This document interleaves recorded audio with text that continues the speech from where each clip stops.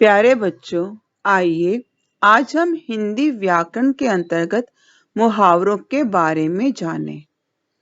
यह कुछ वाक्यांश दिए गए हैं।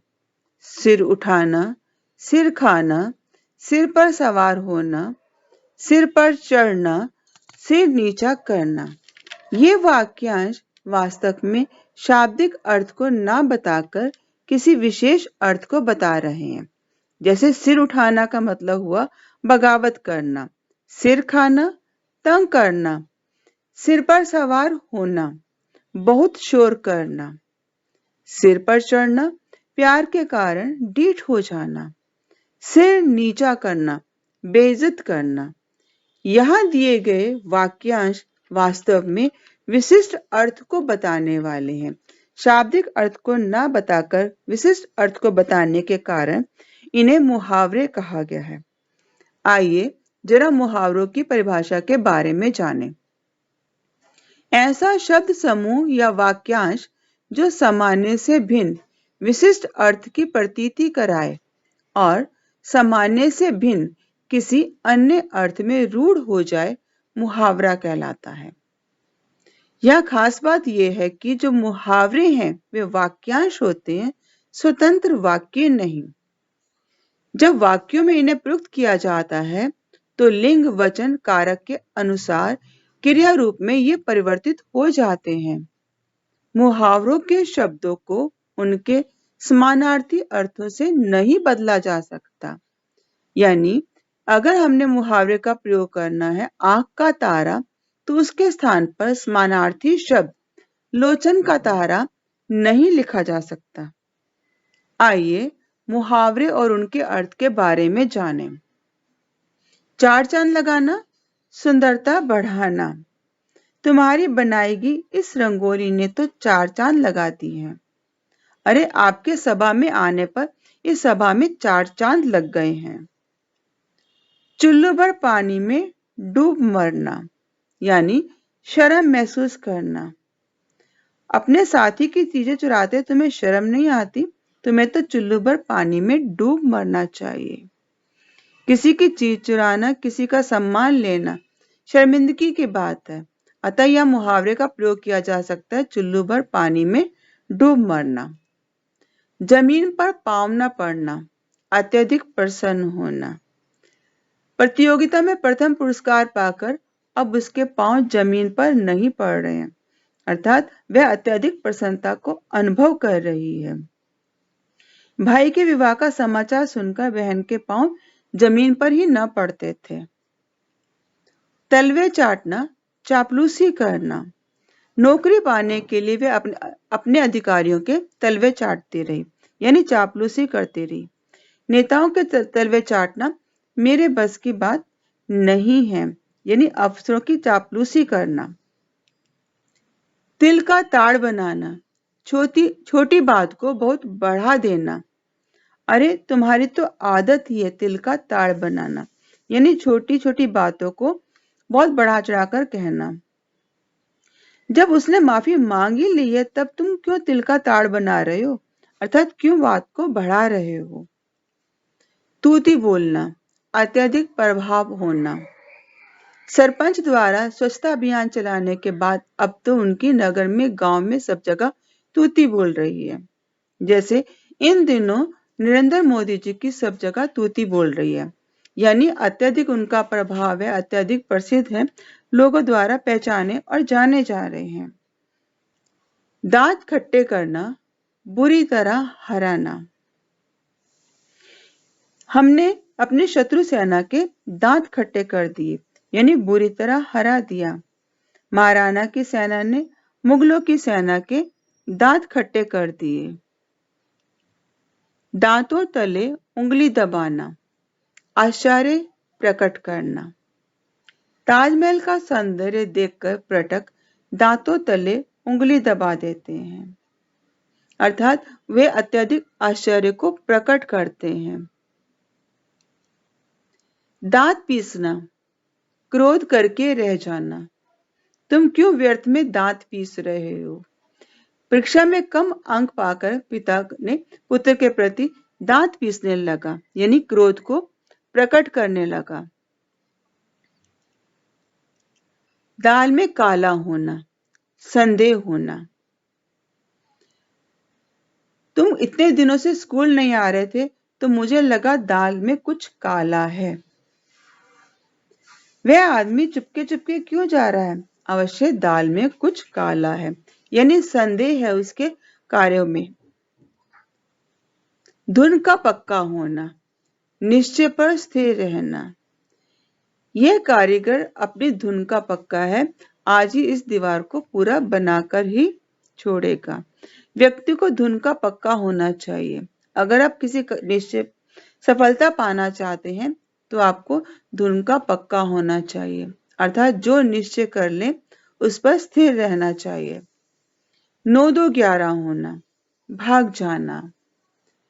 चूहा बिल्ली को देखते ही 9-2-11 हो गया। पुलिस को देखते ही चोर 9-2-11 हुआ, अर्थात भाग खड़ा हुआ। नाक रगड़ना, बड़ी दीनता से प्रार्थना करना। गरीब किसान जमींदार के सामने बार बार नाक रगड़ रहा था, याचना कर रहा था, सहायता के लिए प्रार्थना कर रहा था। दूसरों के सामने नाक रगड़ने से तो अच्छा है कि तुम अपने बल पर काम करो, यानी किसी के सामने दीनता का प्रदर्शन ना करो। नाक में दम करना, अर्थात बहुत परेशान करना। इन दिनों यातायात ने आने जाने वालों के नाक में दम कर रखा है। मुगलों की सेना का शिवाजी ने नाक में दम कर दिया था, अर्थात उन्हें अत्यधिक परेशान कर दिया था। आज छुट्टी क्या हुई कि बच्चों ने सबके घर में सबकी नाक में दम कर दिया। पीठ दिखाना, हार कर भाग जाना। वीर योद्धा कभी भी रणभूमि में पीठ नहीं दिखाते, हार कर नहीं भागते। हमें कभी भी मुसीबतों के समय पीठ नहीं दिखानी चाहिए, उसका डटकर सामना करना चाहिए। विपत्ति के समय पीठ दिखाने वाले कायर होते हैं। पापड़ बेलना, अत्यधिक परिश्रम करना, कठिनाई आना पापड़ बेलना कहलाएगा। मनसाराम को नौकरी पाने के लिए उसने खूब पापड़ बेले, यानी जगह जगह वो भटकता रहा, अत्यधिक कठिनाई से उसको नौकरी मिली। घर का नक्शा पास करवाने के लिए उसे जाने कितने ही पापड़ बेलने पड़े, यानी अपने कार्य को कराने के लिए उसे बहुत मेहनत करनी पड़ी। उसके मार्ग में कई कठिनाइयां आई। फूंक फूंक कर पांव रखना, बहुत सोच विचार कर काम करना। अगर आप व्यापार में कामयाब होना चाहते हैं तो आपको फूंक फूंक कर काम करना पड़ेगा, यानी सोच समझकर काम करना पड़ेगा।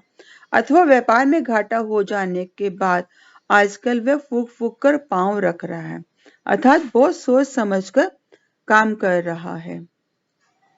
उसके हालत अच्छे नहीं है, ऐसे में वह फूंक फूंक कर उसको पांव रखना पड़ रहा है। बाएं हाथ का खेल, बहुत सरल काम। इस पेड़ पर चढ़ना तो उसके लिए बाएं हाथ का खेल था, यानी बहुत सरल कार्य था। इस कार्य को वह बहुत आसानी से कर पाया। आप चिंता मत कीजिए, मैं आपका काम कर दूंगा।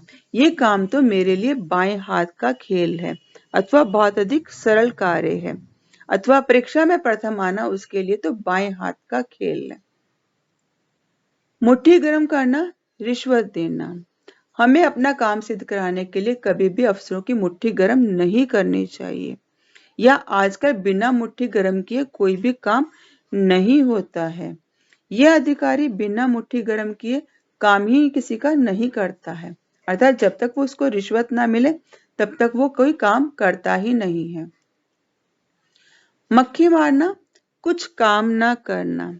अरे सारा दिन क्यों मक्खियां मारते रहते हो, कोई काम ही करना सीख लो। मक्खियां मारना अच्छी बात नहीं है, थोड़ा तुम्हें घर के कामों में हाथ बटाना चाहिए। लकीर का फकीर होना, पुरानी परंपरा को अपनाना या पुरानी परंपरा पर चलना। चप्पल पहनकर गॉड ऑफ ऑनर की उपाधि लेने के लिए पहुंचे सेन जी लकीर के फकीर नहीं बनना चाहते थे।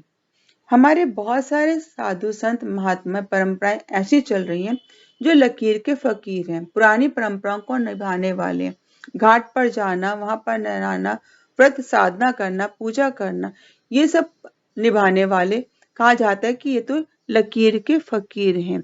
उन्हीं पुरानी बातों पर, पुरानी परंपराओं पर का पालन करने वाले हैं। लोहे के चने चबाना, कठिन कार्य करना। नौकरी पाना आज के जमाने में लोहे के चने चबाने के समान है, अथवा लोहे से इस तार को सीधा करना उसके लिए लोहे के चने चबाने के समान था। अर्थात इस लोहे को गर्म करके सीधा करना उसके लिए अत्यंत कठिन कार्य बन गया था। सीधे मुंह बात न करना, अकड़ कर बात करना। बिमला को जब देखो कभी भी किसी से सीधे मुंह बात नहीं करती है, अथवा जब से उसकी नौकरी बड़ी कंपनी में लग गई है तब तो वह किसी से सीधे मुंह बात ही नहीं करता है, अथवा अकड़ कर बात करता है।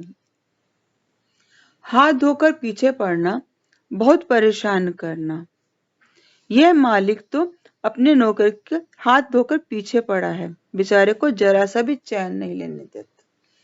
उसने ऐसा क्या कह दिया कि सारे पत्रकार उसके हाथ धोकर पीछे पड़ गए, अथवा उसे बहुत अधिक परेशान करने लगे।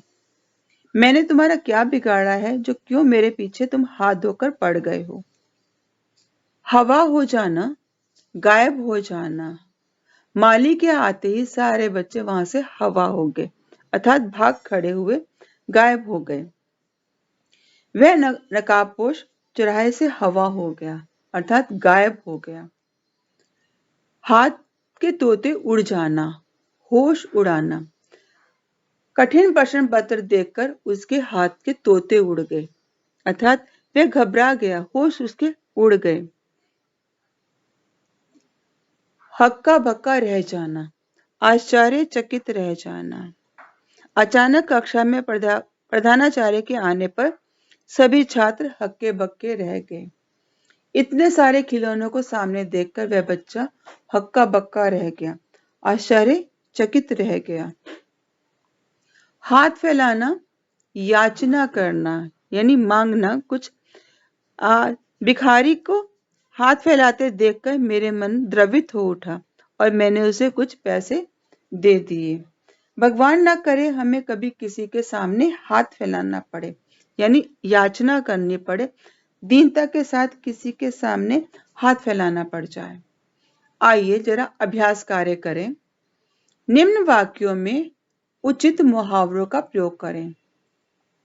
एवरेस्ट पर चढ़ना सचमुच डैश चबाना है, लोहे के चने चबाना है।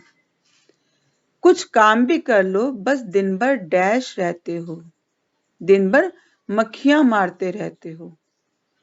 एक हाथ से साइकिल चलाना तो मेरे डैश है, एक हाथ से साइकिल चलाना तो मेरे लिए बाएं हाथ का खेल है।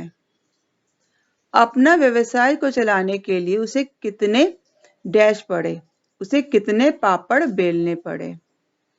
कश्मीर की वादियों को देखकर पर्यटक डैश लेते हैं, कश्मीर की वादियों को देखकर पर्यटक दांतों तले उंगली दबा लेते हैं।